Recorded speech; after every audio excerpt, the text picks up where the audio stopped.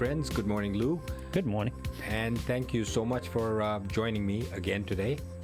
So, in the last few sessions, we have talked about a couple of murders that were solved using hypnosis, or at least we assisted in it. Right. And if you're new to the podcast here, this is session 5. This is session 5. That we're working on now. So go back and find 1 through 4 and get a setup to this. And also, if you're finding it a little bit later, then probably a bunch of sessions there. So that's right. So basically, what the first 4 sessions were is talking about how I got into hypnosis, what made me use hypnosis for various medical procedures, and then how we got into solving crimes with the police.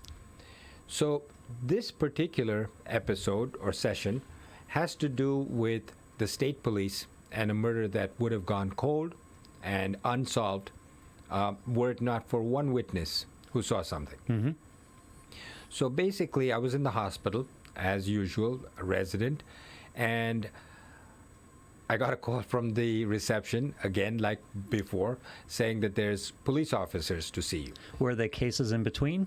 Or Yes. had you not heard? Oh, because there are Yes. cases in between. There have been cases. I mean, they almost on a weekly basis. Really? I'd get calls from. This time, though, contrasted to earlier sessions where the police were local police or the prosecutor's office or county police in New Jersey. They had the local town police, they had the county police, and then they have the state police. I guess that's the same everywhere. Yep. So these guys were state police and very smart, and they came in and they said, "Doc, we got an issue here. Would you be able to help us hypnotize a witness? Otherwise, this crime, this murder is going to go unsolved because it happened a long, long time ago." Oh. So I said, "Sure, tell me what the story is." And the story went like this. And it's unbelievable how these things come to get solved when there's so little evidence. The story was like this. The state police said that on the side of one of the major highways, major state highways in New Jersey, somebody had stopped out of the blue. Why he stopped there, we don't know. The person stopped to take his dog for a walk. Okay. And the dog was running. You know how on the sides of the highways there's like an embankment and Sure. then it goes up and then you basically, it's a long distance towards that's empty, unused. So the dog was running and he started barking. And the man went with him and found a body. Yeah. The body was completely decomposed. Couldn't tell if it was a man or a woman or white or black or what it was. So he called the police. The police came, state police, found this body, took the body to the morgue for complete examination. It gets stranger. So the medical examiner said, "Okay, I'm going to have to do some kind of testing to see, whether this is a man, woman, Right. cause of death." And then the next day, the police chief was giving the police officers a rundown on what he had found. And he says, "Right now we have no information other than this man was shot. This person, we don't know man or woman, Right. was shot at point blank range because we see the bullet hole." Oh. And so he says, "But we'll keep working on it. We have no other clues. We searched the area. There's nothing there. So we don't know how we're going to ever find the perpetrators." Shot in the head? Shot, I think it was in the head, yes. Yeah, okay. Okay. Yeah. So one of the young police officers that was listening to his chief talk was engaged to be married. And that evening he was supposed to have dinner at his in-laws' house. In-laws to be, yeah. Right. So at that house, his fiancée had an elderly father who was retired from the U.S. Post Office and now drove around delivering flowers or something like that. Sure. So the father was so proud that his daughter was going to get married to a police officer. That was his only pride and joy in life. He was widowed. And so he was so eagerly awaiting this dinner. He'd made a nice dinner for his future son-in-law to be, the state trooper, and his daughter. And that evening they all sat down.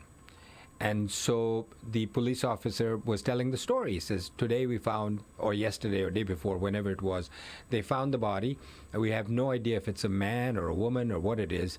And the father-in-law, out of the blue, normally a very quiet person, said, I think it must have been an Asian male, an Asian man.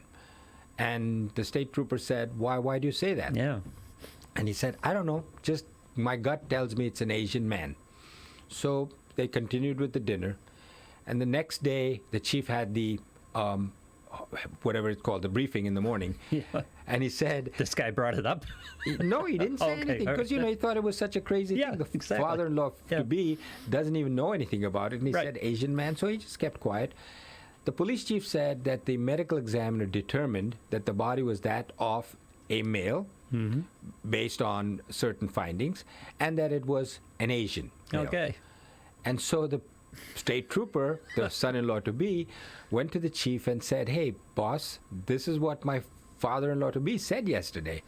He said, the chief said, did you ask him why he said that? He said, I asked him. He said, I don't know. He said, would you bring him in? So he brought him in. Really? And Yeah. he went to the chief. He was nervous. And he said to his future son-in-law and the father-in-law, I have no idea where this came into my head. Maybe it was just a lucky guess. So the chief said, would you be willing to subject yourself to hypnosis? Honest to God. On just that. Just that. I Wow. mean, don't forget, this body now has been completely decomposed. Not just... So Yeah. if he had seen something, if he knew something, it was going back a long time. Yeah. So he said, sure. He was eager. He's retired, nothing to do. Sure. This was something that was intriguing to It's him. an adventure. It was helping his future son-in-law, got him to do things, and he said, sure. So the state troopers brought him to my office after having made an appointment. The usual, there are HURD, H-U-R-D, guidelines that you have to follow when you do these, so that when you go to court, everything is videotaped, so that nobody can say, well, the hypnotist put this in your Right. head. Who is heard? It's a case. State versus HURD. Oh, okay. All right. State versus HURD, H-U-R-D. And Oh, that okay. was a case. So that was a precedent using There was hypnosis. a precedent, Yeah. and then they said state versus HURD guidelines basically say when you do this, you have to follow these guidelines. Among other things, you have to videotape everything. Right. And in the videotape, first you have to ask the person what he remembers so he can say it without the aid of hypnosis. And after that, you hypnotize the person and see what he can come up with afterwards. So the pre-hypnosis, what he said was, he says, Doc, I don't remember anything other Right. than the fact that, I am retired. I used to be a postal worker. Now I just drive. I drive and I deliver flowers. And the florist gives them to me. I think it was flowers, not pharmacies. I don't think so. And he said I would drive sometimes long distances and drop it, but I don't remember seeing anything having to do with this body. Right. So I hypnotized him.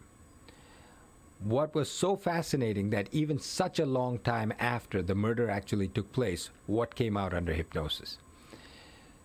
So under hypnosis, he says, I hypnotize him, I take him back to that period, and I don't remember the body. They said how old it was, when it might Yeah. have been. So whatever that period of time. They had I a said, guess of how long the murder had been, yeah. Correct. So I hypnotize him, and he says, okay, I am now driving, hoping that I see my daughter's fiance somewhere. So he says, I'm driving on the state highway, and usually you see state troopers over there. So he said, at least if I saw my future son-in-law, I would tell my daughter I saw him. Yeah. He doesn't see any cars, and then he saw a car pulled over to the side. So he gives a lot of distance between that car, and he stops, thinking that obviously a police officer would come by shortly, park behind the car, and offer assistance, and hopefully it'll be his son-in-law. So he waits, state trooper comes, gets out, it's not his son-in-law. He waits for a few minutes, and then the future father-in-law drives off. Goes a little further, sees another car pulled off to the side. This time he waits. The guy's got his blinkers on. The guy says to him, I'm just stopped here maybe to relieve himself Yeah. or whatever. He says, go. So he Yeah, drives I don't off. need any help. I don't need any help. So he drives off. Disappointed that he didn't see his son-in-law. Then he says he sees a bus, like, you know, those little yellow school buses? Yeah. He says, The short buses. short buses Yeah. that hold maybe 12 or 20 people. He sees that pulled over to the side. So he says, oh, this bus looks like it needs help. He says, my son-in-law will come here. So he pulls behind the bus, giving adequate distance, and stops there. He says, I'm looking. Now, under hypnosis, he's looking. He can actually see it right in front of his eyes. He says, I'm looking into the bus, and I see a lot of Asian men sitting there. But he says, you know, normally when we look in a bus, people are looking around, this side, that side, Right. moving, stretching, whatever. Yeah. These guys were all standing like they're in the military, sitting in their seats, looking Interesting. straight ahead. Yeah. Not one head this way or that way. He says, as I look, the school bus door opens, and 3 men get out, one after the next.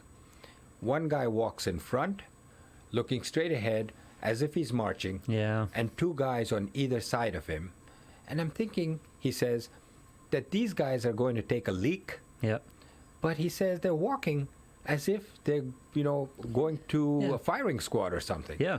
He said, you know, so they go down the embankment. He says, wow, look at this culture. He says, even to just go and take a leak, Yeah. they're walking like they're in the army. He says, and they walked, and he says, I stopped looking at them. And he said, I looked at the bus, looked around for any police cars. Nobody was there. So he says, I drove off. Yep. I said, okay. So as it turned out later, I found out that this was an execution Yeah. from a Chinatown gang that had basically that imported people illegally Sure. from Trafficking, yeah. Asian countries, Yep. and they all had to pay. And if you didn't pay, you were executed. Wow. So this was an execution for non-payment from a Chinatown gang. We found them, and the police found them. So I said to the witness, I said, can you focus your eyes on the license plate? And he said, I don't think I looked at the license plate. I said, well, look now. You see the bus in front of you? He Interesting. said, yes. Yeah. I said, you see the people that you said were Asian looking straight in front? He says, yes. I said, now lower your eyes to the license plate. I said, you see it? He said, yes, I see it. I said, can you read the license plate number to me? He said, yes, I can. He read it out. That evening, I got a call from the state police that they actually traced that number to a New York number, which was the Chinatown gang. Yeah. And they caught the perpetrators. They actually had to do like a sting operation. They had to go, it was first of all different state from New Jersey. Right. And they had to involve the New York police. They did a sting operation, followed it for a long time, and then ultimately caught them. And, you know, one of them confessed to this murder. Amazing. Yeah. It's amazing. We talked about this before. The amount of information that your brain takes in. And this is an older gentleman. You have to imagine memory wasn't quite as sharp Yep. as it was, and yet he's still got that information in. Yep. And so much later. It Yeah. wasn't like 2 days later or 3 days later. Yeah. So memory, when we have memory problems as we get older, it's not so much storage, it's retrieval, right? That's right. Yeah. Yeah. Everything is stored in the back there somewhere. Amazing stuff. Wow, I mean, just out of nowhere, and the whole connection with his future son-in-law, Yes. bringing it to the fore here. Right. I mean, but also one needs to look at how murders don't always, you don't get away with it. In our next session, we're going to talk about somebody else who almost got away with it Yeah. because he was rich and powerful. But I'm this, surprised to how many murders are actually solved. Actually, I Yes. mean, but although a lot of them are usually relatives, you know, often it's somebody you know, yes. right? So there's usually connections that you can tie together. Yeah. The next session we're going to talk about is a wealthy businessman who basically got caught because he was supposed to take all the jewelry from the house after he murdered his wife, and he forgot his wife's earrings Oh, in the house next to where her dead body was. And he had to go back there to get those earrings. oh, And that was his downfall. that was his undoing. Yeah, and somebody saw him during that second trip, but only under hypnosis we got the information. But I'll talk about that in the next That's session. on the next session of Memoirs of a Psychiatrist. Go to our Facebook page, Memoirs of a Psychiatrist. More sessions there on the video page, and we'll tell you where else we can find and what other information is out there. Memoirs of a Psychiatrist on the Facebook page. Doctor, we'll see you in session 6. Thank you very much. Thank you for joining us, and hope to see you soon.